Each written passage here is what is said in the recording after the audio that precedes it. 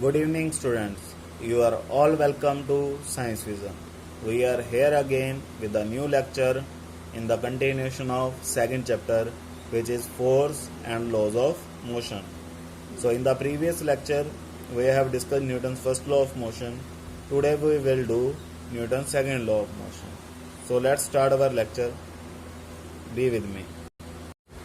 So, students, अभी तक हमने क्या कुछ सीखा है? हमने फोर्स के बारे में सीखा कि what is definition of force. हमने फोर्स क्या कुछ कर सकती है, फोर्स क्या कुछ कर सकती है ये सीखा कि it can increase the speed, it can decrease the speed, it can change the state of motion, it can change the state of rest. So these types of things we have done, and also we have discussed about inertia. After that, we have discussed about balanced forces and unbalanced forces, and at last we have discussed about Newton's first law of motion. Newton's first law of motion. तो ये हमने यहाँ तक काम किया था।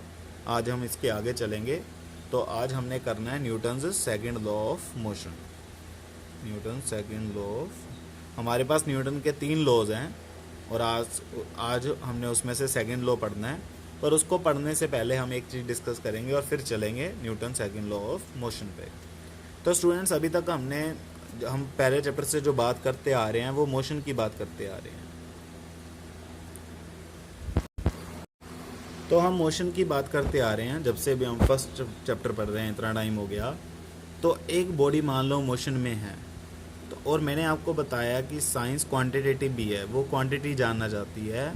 तो अब क्वेश्चन ये है, इम्पोर्टेंट क्वेश्चन ये है हमारे पास कि how much amount, what is amount of motion. क्या चीज़ इम्पोर्टेंट है? अमाउंट ऑफ मोशन, कि कितना अमाउंट है मोशन का इन एन ऑब्जेक्ट, किसी भी ऑब्जेक्ट में या किसी भी ऑब्जेक्ट में या किसी भी बॉडी में अमाउंट ऑफ मोशन कितना है, ये हमारे लिए इंपॉर्टेंट क्वेश्चन बन जाता है। तो इस चीज़ को बताने के लिए, जैसे हमने स्पीड कैसे डिफाइन किया था कि कौन फास्ट दौड़ता है, तो हमने कैसे डिफाइन किया कि it is distance upon time. तो अभी हमने कुछ ऐसी ही एक क्वांटिटी डिफाइन करनी है जो हमें ये बताए कि एक बॉडी में कितना मोशन है। तो उस क्वांटिटी को हमने क्वांटिटी डिफाइन की और उस क्वांटिटी को बोला गया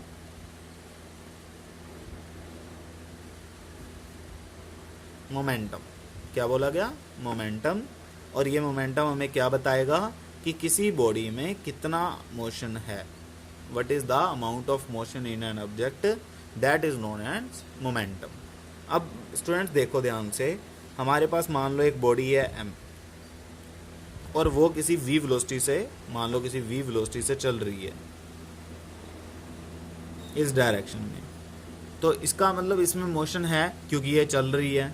तो हमें कैसे पता लगता है कि किसी चीज़ में मोशन है? वो उसकी वेलोसिटी से पता लगता है।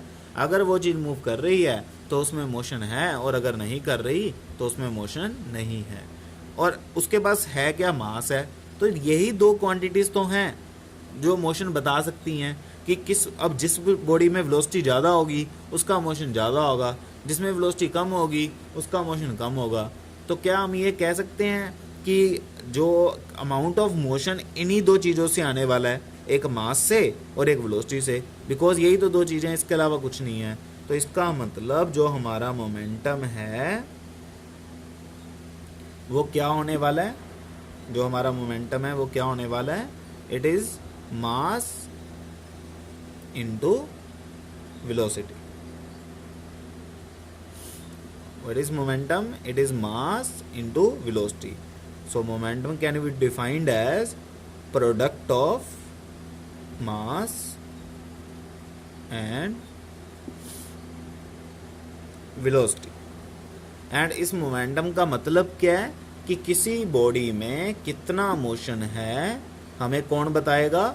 ये मोमेंटम बताएगा। So what is momentum? It is the amount of motion contained in a body. So we have 2 definitions for momentum now.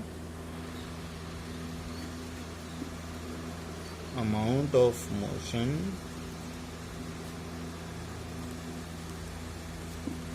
contained in a body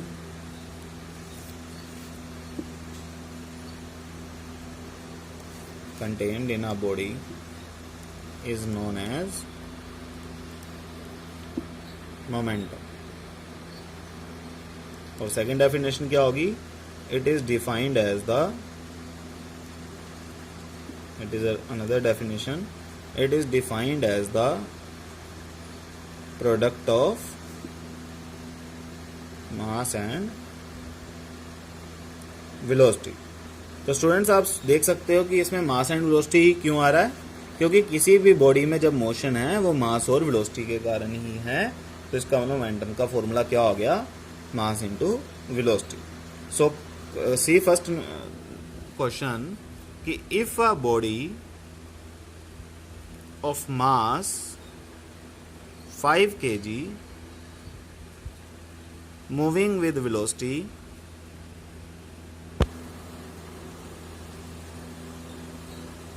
5 meter per second, what is the momentum? So students इस question को कैसे करेंगे? इसमें हमें एक body दी गई है जिसका मास है 5 kg और वो कितनी वेलोसिटी से मूव कर रही है? 5 मीटर पर सेकंड से. तो क्वेश्चन क्या पूछा है कि उसमें कितना मोमेंटम है. तो अभी हमने क्या सीखा कि momentum is equal to mass into velocity.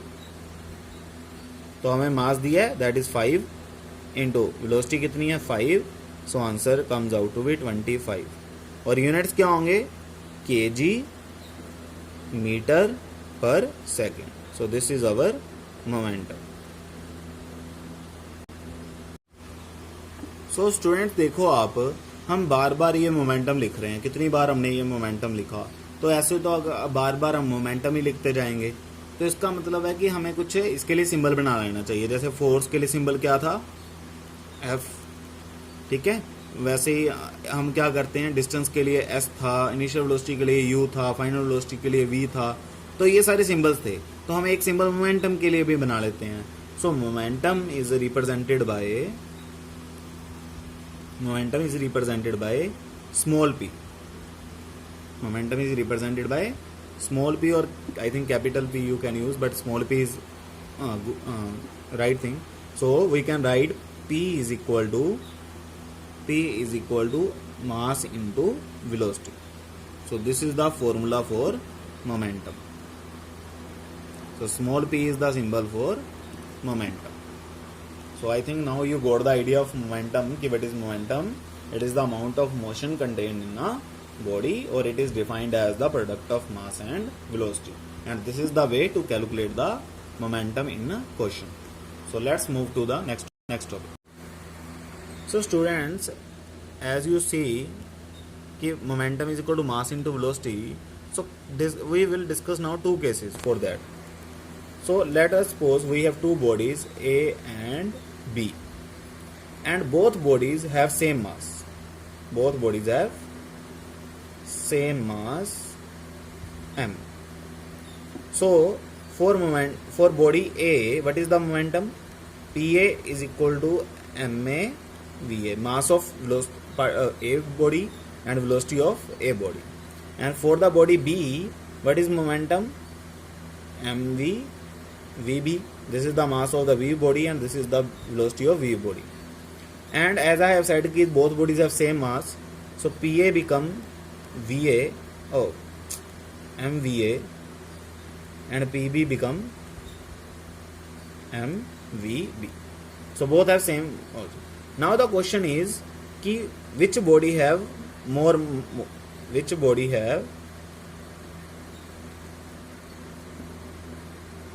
large value of momentum?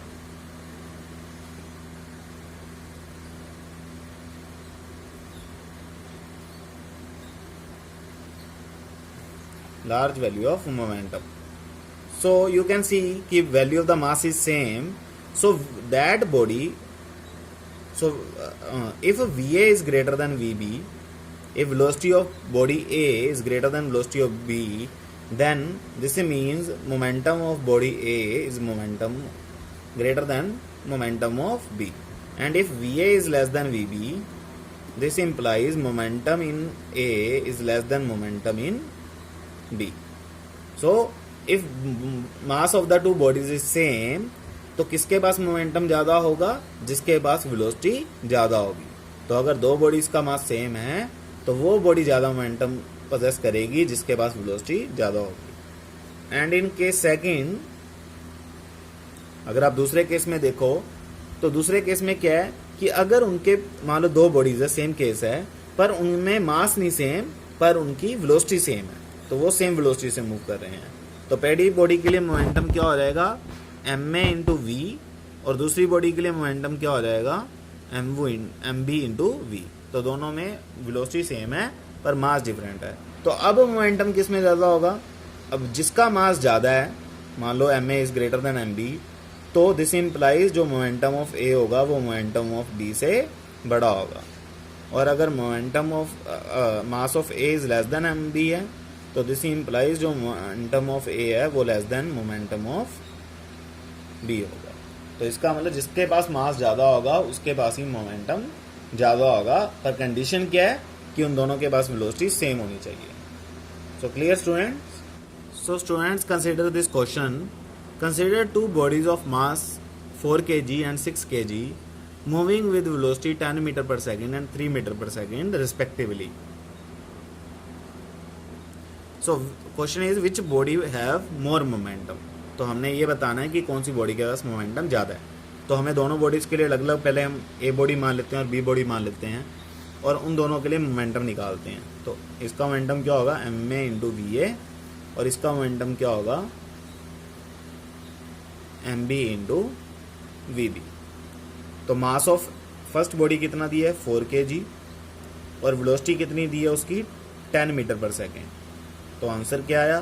40 kg metre पर सेकेंड। एंड दूसरी बॉडी के लिए मास कितना दिया है? दैट इज 6 kg, और दूसरी बॉडी के लिए वेलोसिटी कितनी दी है? 3। तो mass comes out to be 18 kg metre पर second.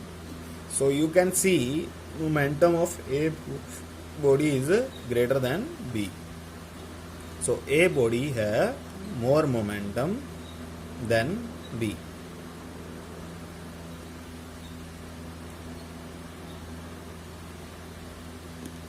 Got it, students? So now I think the concept of momentum is clear to you. It will help to understand the Newton's second law. Students एक चीज़ देखो दोबारा, मान लो हमने force के बारे में पढ़ा कि फोर्स क्या कुछ कर सकती है, हमने ये पढ़ा था। तो उसमें एक पॉइंट आया था कि फोर्स स्पीड को इंक्रीज कर सकती है और वेलोसिटी को इंक्रीज कर सकती है, बढ़ा सकती है। जैसे मान लो एक कार चल रही है और हम उस पर फोर्स लगाएं, मतलब एक्सेलेरेटर दबाएं और वो कार तेज़ी से भागना शुरू कर दे, तो हम उसकी स्पीड को बढ़ा सकते हैं। और हमने ये भी किया था कि अगर हम ब्रेक्स लगा दें तो उसकी स्पीड कम भी हो सकती है। तो इसका मतलब हम स्पीड को चेंज कर सकते हैं बाय एप्लीकेशन ऑफ फोर्स। और हम जितनी फोर्स लगाएंगे उतनी ही स्पीड चेंज हो जाएगी। हम जितनी ज़्यादा फोर्स लगाएंगे उतनी ही स्पीड ज़्यादा चेंज हो जाएगी, या तो बढ़ सकती है या कम हो सकती है। तो ये हमें समझ आता है, ये एक रिलेशन समझ आता है कि फोर्स लगाने से हम वेलोसिटी को चेंज कर सकते हैं। और अभी हमने मोमेंटम का क्या फॉर्मूला किया? That is mass into velocity. अब मास तो हमें पता है कांस्टेंट क्वांटिटी है, यह तो कांस्टेंट ही रहता है। और अगर हमने फोर्स लगाई और वेलोसिटी चेंज हो गई उससे, तो इसका मतलब मैं ये कह सकता हूँ कि फोर्स लगाने से मोमेंटम चेंज हो गया, क्योंकि मोमेंटम का फॉर्मूला मास इनटू वेलोसिटी है। और अगर फोर्स लगाने से वेलोसिटी चेंज हो रही है तो this mean actually momentum change हो रहा है, क्योंकि मास तो कांस्टेंट है, मास तो वही रहने वाला है। तो let us suppose consider case कि एक कार है, एक टॉय कार है और वो भाग रही है 20 किलोमीटर पर आवर से।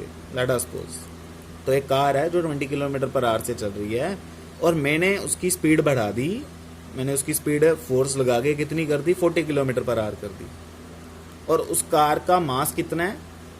लेट अस सपोज 10 kg है। उस कार का मास कितना है? 10 kg है। और वो पहले 20 किलोमीटर पर आवर से चल रही थी और अब कितने से चल रही है? 40 किलोमीटर पर आवर से। तो देखो हम ये लिख सकते हैं कि उसके पास कितना मोमेंटम था पहले, सबसे पहले फोर्स लगाने से पहले कितना मोमेंटम था। तो इसे हम इनिशियल मोमेंटम बोल देते हैं। क्या बोल देते हैं? Initial momentum. उसके पास कितना था, तो वो कितना था, उसका मास इंटू उसकी इनिशियल वेलोसिटी। तो मास कितना है उसका, 10 है, और इनिशियल वेलोसिटी कितनी है, 20 है।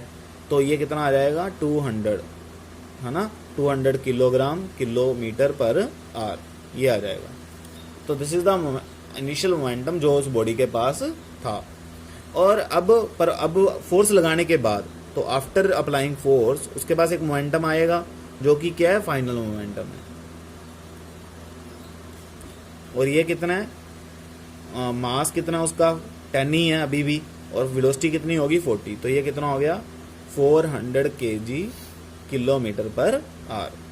तो ये समझ आ गया। तो इसका मतलब आप देख पा रहे हो ना कि मैंने तो फोर्स लगा के वेलोसिटी चेंज की थी, पर वही फोर्स लगाने से बेसिकली मोमेंटम चेंज हो गया। कितना हो गया, 200 से 400 हो गया।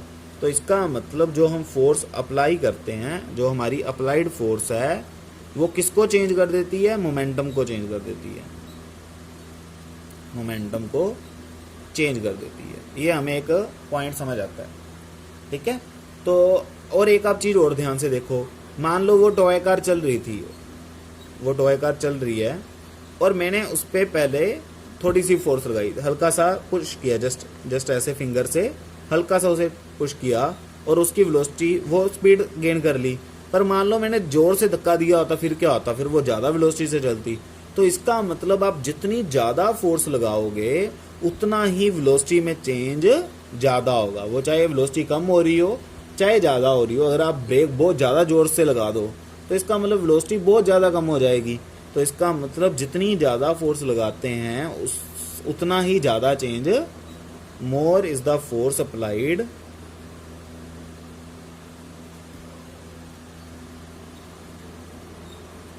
more change in velocity। और अभी हमने क्या देखा था कि वेलोसिटी का चेंज मतलब क्या है, मोमेंटम का चेंज। तो दिस मीन मैं ये कह सकता हूँ कि more is the force applied, more is the change in momentum, more is the change in momentum. तो आप जितनी ज़्यादा फोर्स लगाओगे उतना मोमेंटम में चेंज ज़्यादा होगा। और देखो ये भी तो मैटर करता है ना कि आपने कितने टाइम के लिए फोर्स लगाई, मतलब ये 200 से 400 हो तो गया, पर कितने टाइम में हुआ, तो ये इंपॉर्टेंट हो जाता है कि कितने टाइम में हुआ। तो इसका मतलब जो ये हम फोर्स लिख रहे हैं, ये क्या कर रही है, मोमेंटम को चेंज कर रही है, चेंज इन मोमेंटम कर रही है, चेंज इन मोमेंटम कर रही है। पर ये चेंज इन मोमेंटम कितने टाइम में हो रहा है। जैसे हमने स्पीड डिफाइन किया था कि हमने इतना डिस्टेंस ट्रैवल किया पर कितने टाइम में किया, और उसे हमने स्पीड बोला। तो अब हमारे पास क्या है कि हमारे पास मोमेंटम चेंज हो रहा है, पर वो कितने टाइम में हो रहा है, ये इंपॉर्टेंट है। तो हमें एक रिलेशन समझ आता है कि फोर्स जो है वो जितनी ज़्यादा होगी उतना ही चेंज ज़्यादा होगा। तो दिस मीन जो ये फोर्स है ये डायरेक्टली प्रोपोर्शनल है किसके, it is directly proportional to change in momentum upon time. जितने टाइम में मोमेंटम चेंज हुआ है उसके प्रोपोर्शनल होगा। तो इसी चीज को देखते हुए न्यूटन, जो सर न्यूटन थे, उन्होंने एक लॉ ही बना दिया इसे, जिसको बोला गया Newton's second law of motion. क्या बना दिया, Newton's second law of motion.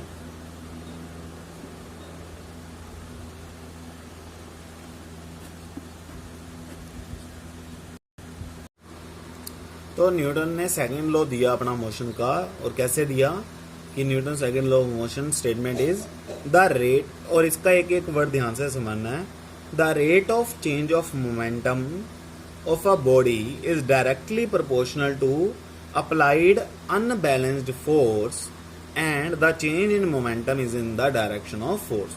तो इसको समझते हैं कि क्या कहना चाहा है उसने, न्यूटन सर ने। तो उन्होंने कहा है कि rate of change of momentum, तो इसका मतलब क्या है, चेंज ऑफ मोमेंटम कितने टाइम में हुआ। तो इस rate of change of momentum का मतलब क्या है change of momentum upon time of a body, किसी बॉडी का जो rate of change of momentum है, यानी कि change of momentum upon time है, वो डायरेक्टली प्रोपोर्शनल है। डायरेक्टली प्रोपोर्शनल मतलब सीधा सीधा लिंक्ड है, कैसे? To the applied unbalanced force. तो ये एक फोर्स है जो हमने अप्लाइड की है, अप्लाइड फोर्स के प्रोपोर्शनल है, जो भी अब मैंने आपको बताया था। और इसने अनबैलेंस्ड फोर्स क्यों वर्ड यूज़ किया है? क्योंकि हमने पहले सीखा था कि जो बैलेंस्ड फोर्सेस होती हैं उनके कारण स्टेट ऑफ मोशन चेंज नहीं होता, वेलोसिटी चेंज नहीं होती। अगर स्टेट ऑफ मोशन चेंज करना है तो उसके लिए आपको अनबैलेंस्ड फोर्स चाहिए, तो इसलिए उसने अनबैलेंस्ड फोर्स यहाँ पे वर्ड यूज़ किया है। तो ये हमें अनबैलेंस्ड फोर्स समझ आता है। फिर उसने कहा change of momentum upon time is directly proportional to f applied the and. उसने नेक्स्ट लाइन में क्या कहा है? The change in momentum is in the direction of force. तो आप देखो कि अगर एक ऑब्जेक्ट है और आपने उसे इस डायरेक्शन में फोर्स लगाई तो वो इस डायरेक्शन में जाएगा, अगर आपने इस डायरेक्शन में फोर्स लगाई तो वो इस डायरेक्शन में जाएगा, अगर आपने इस डायरेक्शन में फोर्स लगाई तो वो इस डायरेक्शन में जाएगा। तो इसका मतलब जिस डायरेक्शन में आप फोर्स लगाओगे उसी डायरेक्शन में उसकी वेलोसिटी कम होगी या ज़्यादा होगी। ये नहीं है कि आप फोर्स इस डायरेक्शन में लगा रहे हो और बॉडी जा इस डायरेक्शन में रही है, तो ऐसा नहीं होने वाला। आप जिस डायरेक्शन में फोर्स लगाओगे उसी डायरेक्शन में मोमेंटम का चेंज होगा। तो ये हमें समझ आता है। तो अब आपको ये सेकंड न्यूटन सेकंड लॉ की स्टेटमेंट क्लियर होगी, that is rate of change of momentum of a body is directly proportional to the applied force. तो इसको मैथमेटिकली देखते हैं, मैथमेटिकली कैसे लिखेंगे। सो मैथमेटिकली कैसे लिखना है इसे, तो देखो अभी हमने मोमेंटम का फॉर्मूला क्या किया था? Mass into velocity. तो मान लो इनिशियली हमारे पास इनिशियल वेलोसिटी u है और मास m है, तो उसका मोमेंटम क्या बन जाएगा? mu। और मान लो आफ्टर अप्लाइंग फोर्स उसकी वेलोसिटी होगी v और मास तो m ही रहेगा, तो मोमेंट ये हो गया इनिशियल मोमेंटम, ये हो गया final momentum, that is mass into v। और ये क्या है? u। तो कितना चेंज आया? चेंज इन मोमेंटम कैसे निकालेंगे? चेंज इन मोमेंटम, तो जितना फाइनल मोमेंटम है हमारे पास माइनस जितना इनिशियल मोमेंटम है वो चेंज इन मोमेंटम हो गया। और ये कितना आ गया? mv minus mu। और इसमें से m कॉमन आ जाएगा तो ये बनेगा v माइनस u। और अभी हमने क्या सीखा था? Rate of change. क्या देखा था उसने? क्या यूज किया साइंटिस्ट सर ने? Rate of change of momentum. तो इसका मतलब हमने इस चेंज इन मोमेंटम को टाइम से डिवाइड भी करना है। तो जो भी चेंज इन मोमेंटम आया है इसको क्या करना है? टाइम के साथ डिवाइड भी करना है। तो ये क्या आ जाएगा? Mass of v minus u upon t. और ये किसके प्रोपोर्शनल दिया है? फोर्स अप्लाइड के। तो ये किसके इक्वल होगा? अप्लाइड फोर्स के इक्वल होगा। और ये होगा mass into velocity minus u upon t. तो स्टूडेंट्स ये समझ आता है। और स्टूडेंट्स अगर आप, तो this is the formula for applied force, that is mass into v minus u upon t. और स्टूडेंट अगर आप इस फॉर्मूले को ध्यान से देखो तो आपको याद आ रहा होगा इस एक्सप्रेशन को देख के कि हमने एक एक्सेलरेशन डिफाइन किया था टर्म, और एक्सेलरेशन क्या था? Change in velocity upon time और v minus u upon time. तो ये आपको याद आ रहा होगा कि हमने किया था। तो आप देख पा रहे हो कि v minus u upon time तो यहाँ भी बन रहा है। तो इसका मतलब f अप्लाइड क्या बन गया? Mass into acceleration. तो f अप्लाइड का फॉर्मूला क्या बन गया? Mass into acceleration. तो स्टूडेंट इस फॉर्मूले को ध्यान में रखना है, ये हमारे अगले चैप्टर में भी काम आने वाला है। तो फोर्स का फॉर्मूला क्या होता है? Mass into acceleration. तो आपको ये समझ आता है न्यूटन सेकंड लॉ। इसकी मैथमेटिकल डिस्क्रिप्शन के initial momentum is mu, final momentum is mv। So change in momentum is mv minus mu। So mass common आया v माइनस u। और rate of change of momentum ये क्या है? Rate of change of momentum. और ये किसके equal है? Change in momentum upon time के।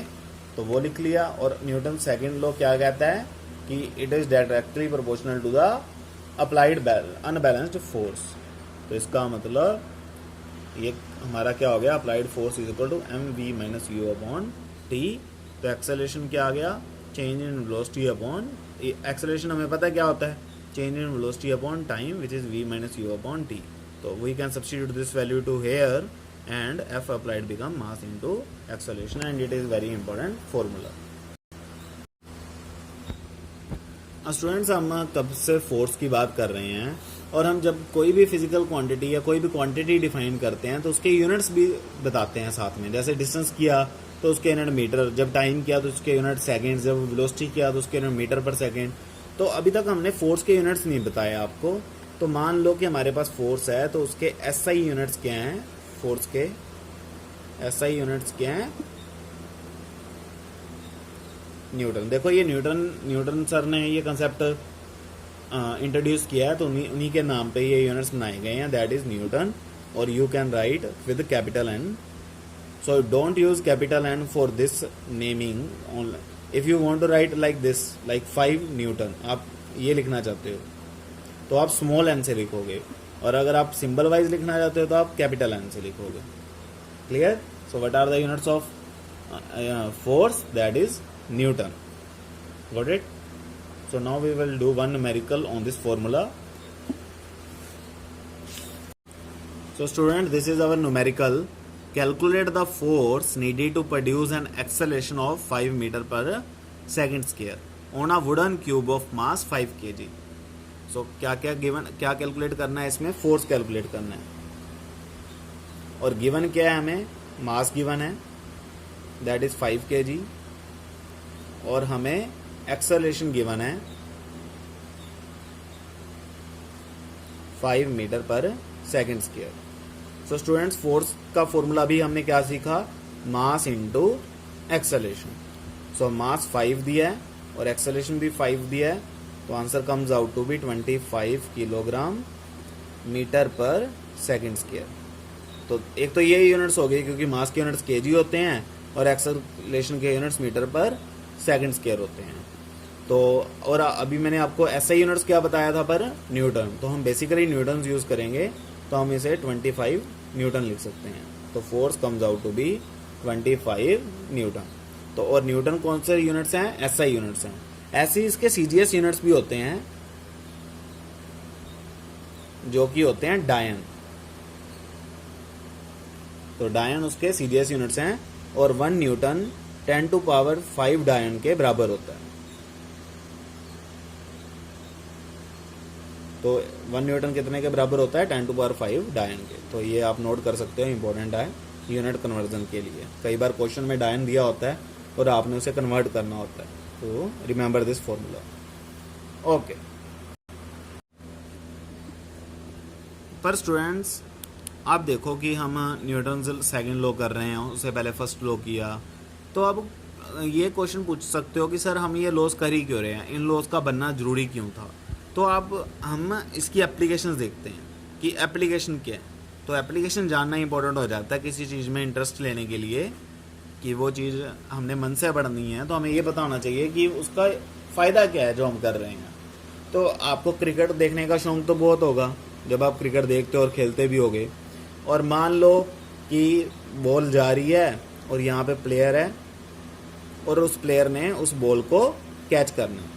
तो वो जब प्लेयर बॉल को कैच करता है, तो आपने ऑब्जर्व किया होगा और आपने खुद ने भी किया होगा कि जब बॉल को कैच किया जाता है, तो वो जो प्लेयर है वो अपने हाथों को पीछे की ओर ले जाता है. जब कैच करता है तो वो अपने हाथों को बॉल को पकड़ के पीछे ले जाता है. तो अब क्वेश्चन ये है कि वो ऐसा क्यों करता है, और हम भी ऐसा क्यों करते हैं जब हम खेलते हैं. विकेट कीपर को देखो, जब विकेट कीपर बॉल कैच करता है तो वो अपने हाथों को पीछे की ओर लेके जाने की कोशिश करता है. तो वो ऐसा क्यों करता है? तो देखो स्टूडेंट्स, मान लो कि ये हमारा उस प्लेयर का हैंड है, ये चीज़, और इसमें ये बॉल आ रही है और इसने इस बॉल को कैच करना है, और इसकी वेलोसिटी है इसके पास, और इसका मास मान लो 1 kg इसका मास है, लेट अस सपोज, और इसमें 1 मीटर पर सेकंड की वेलोसिटी है. तो ये कितने मोमेंटम से आ रहा होगा? मोमेंटम निकाल सकते हैं हम. अभी हमने सीखा मास इनटू वेलोसिटी. तो मोमेंटम कितना आया? 1 kg मीटर पर सेकंड. ठीक है. तो ये इतनी वेलोसिटी, इतने मोमेंटम से इसके पास आ रही है, और मान लो इसने कैच कर ली, ये बॉल इसने कैच कर ली, तो इसमें हाथ में जाके रुक जाएगी बॉल, तो वेलोसिटी 0 हो जाएगी. तो कितना मोमेंटम चला गया इसके पास? कितना मोमेंटम चला गया, सारा के सारा ही चला गया। तो इतना मोमेंटम इसके पास चला गया तो वो इसके हाथ को हिट करेगी और उस प्लेयर को दर्द महसूस होगा, बेसिकली पेन महसूस होगी उसे, क्योंकि इतनी स्पीड की बॉल उसके पास आ रही होगी और उसने हाथ से एक झटके में रोक ली। पर मान लो कि वो क्या करे कि इस हाथ को जब कैच कर रहा हो और बॉल उसके हाथ में आए तो वो अपने हाथ को थोड़ा थोड़ा पीछे लेके जाता जाए, और जब ऐसा कर रहा होगा तो ये जो मोमेंटम 1 किलोग्राम उसकी body 1 kilogram meter per second उसकी बॉडी हाथ में जाना था, अब वो बहुत ज़्यादा टाइम लेगा ना, क्योंकि देखो वो अपने हाथ पीछे कर रहा है और उसने मान लो 3 सेकंड ले लिए अपने हाथ को पीछे करते करते। तो इतना मोमेंटम जो पहले 1 सेकंड में जा रहा था अब वो कितने सेकंड में जाएगा, 3 सेकंड में जाएगा। और हमने अभी फॉर्मूला क्या किया, फोर्स का फॉर्मूला क्या किया, change in momentum upon time. तो change in momentum upon time. तो हमने क्या किया, उसने हाथ पीछे करके अपने टाइम को ज़्यादा कर लिया, और अगर उसने अपने टाइम को ज़्यादा किया तो बॉल जो फोर्स लगाने वाली थी हमारे हाथ पे वो फोर्स कम हो गई। तो इसके कारण हमें जो पेन होगा वो नहीं होगा, क्योंकि हमारे हाथ पे जो फोर्स लग रही होगी वो कम लग रही होगी। तो बेसिकली अगर हम अपना टाइम बढ़ा लें किसी चीज़ का तो उस पर फोर्स उतनी ही कम लगेगी, तो जिसके कारण हमें पेन नहीं होने वाला। तो ये वन ऑफ द एप्लीकेशन है, और इस तरह की हम बहुत सारी एप्लीकेशंस पढ़ सकते हैं जिससे हमें ये पता लगेगा कि टाइम को बढ़ाने या कम करने से जो मोमेंट हम चीज़ों से कैसे सेव होते हैं। फॉर एग्जांपल एक और एग्जांपल देख लेते हैं हम, और फिर बाकी एग्जांपल्स आप खुद ट्राई करना। आप देख रहे होते हो कि जब जैसे हम कार चला रहे हैं, एक ड्राइवर कार चला रहा है, ठीक है, कोई ड्राइवर है और वो कार चला रहा है और एकदम से सामने कोई आ गया और उसने ब्रेक लगा दी। अब उसने ब्रेक लगा दी तो वो सीधा क्या करेगा, इतना, क्योंकि पहले वेलोसिटी कितनी, वो किसी कार चला रहा है और उस कार की वेलोसिटी मान लो 60 किलोमीटर पर आवर से वो चल रही है, और उसने एकदम से ब्रेक लगा के 0 किलोमीटर पर आवर कर दी, तो कितना ज़्यादा मोमेंटम चेंज हो गया ना, 60 से सीधा 0 आ गया। तो इसका मतलब वो सारा मोमेंटम चेंज इस पर फोर्स लगाएगा और सीधा ये आके यहाँ पे टकरा जाएगा, स्टीयरिंग के साथ टकरा जाएगा। यहाँ पे स्टीयरिंग होगा और उसके साथ वो टकरा जाएगा। पर वो सीट बेल्ट पहन के रखता है, अगर आपने देखा हो तो वो जो ड्राइवर है वो सीट बेल्ट पहन के रखता है। तो जैसे ही वो आगे गिरेगा तो जो ये सीट बेल्ट है वो भी साथ साथ खींचेगी, और वो सीट बेल्ट इसको यहाँ तक आने के लिए पहले ये 1 सेकंड में टकरा जाना था, अब वो ज़्यादा टाइम लेगा यहाँ स्टीयरिंग तक आने के लिए। मान लो उसने 3 सेकंड ले लिए यहाँ तक आने के लिए, तो विद द सेम फॉर्मूला उसने अब सीट बेल्ट ने क्या किया, उस पर्सन को ज़्यादा टाइम लेने दिया इसी स्टीयरिंग तक पहुँचने के लिए। तो 3 सेकंड पहले 1 सेकंड लगना था, तो अब कितने टाइम लगेगा, 3 सेकंड लगेंगे। तो डिनोमिनेटर बढ़ गया, तो इसका मतलब जो फोर्स है उसकी वैल्यू कम हो जाएगी। तो इसका मतलब वो फोर्स कम फील करेगा और उसे चोट नहीं लगेगी। तो इसका मतलब सीट बेल्ट के कारण टाइम बढ़ा और टाइम बढ़ने के कारण फोर्स की वैल्यू कम होगी। तो इसमें भी न्यूटन सेकंड लॉ ने ही हमारी हेल्प की। तो इस तरह की इंजरीज से बचाने के लिए बहुत सारी प्रॉब्लम्स में वो आप अपनी बुक में से देख सकते हो, डिफरेंट एप्लीकेशंस को मैंने आपको 2 करवाई हैं, आप बुक में से ज़्यादा एक्सप्लोर कर सकते हो, और उसमें से आपको पता लगेगा कि न्यूटन लॉ सेकंड लॉ की कितनी ज़्यादा एप्लीकेशंस हैं। तो इस तरह से हम समझ सकते हैं कि ये लॉज पढ़ना कितना ज़रूरी है। तो ये था न्यूटन सेकंड लॉ के लिए, और हम next time Newton third law करेंगे, जिसके साथ हमारा चैप्टर कंप्लीशन की तरफ जाएगा। तो मे बी नेक्स्ट लेक्चर में हमारा चैप्टर कंप्लीट हो जाएगा। तो इस टॉपिक को ध्यान से पढ़ें, क्योंकि ये आगे भी हेल्प करेगा हमारे अगले टॉपिक्स में। सो घर पे रहें, अच्छे से काम करें और चीज़ों इसको नोट डाउन करें, क्वेश्चन की प्रैक्टिस करें और खेलें अच्छा अपना। And thanks for watching.